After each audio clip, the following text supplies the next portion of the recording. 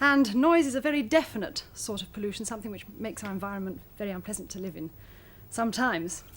Now, it's been discovered that a human being doesn't function terribly well in complete quiet, absolute silence, but the ideal decibel level is about 45 decibels.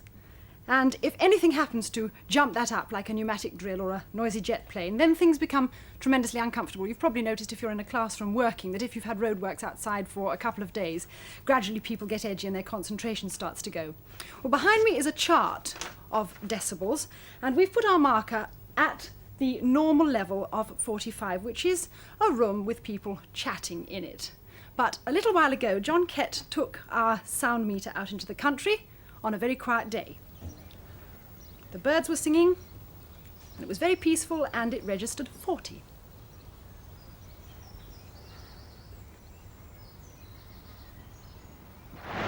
But a very different story happened when we took it into the town. Couldn't hear any birds singing, even if they had been.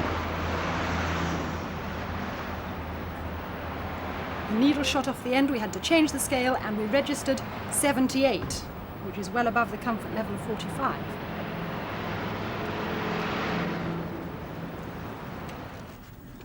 A road drill, as you might expect, sent it leaping up again to 105. Well, we were 3 feet away from that drill, and if we'd been 100 feet away from an aircraft coming down to land, the noise would have been almost as high, as indeed we discovered when we took the noise meter to London Airport. And here's the great jet coming down with its vapour trails that Mick was talking about earlier. Don't forget, we're 100 feet away from it.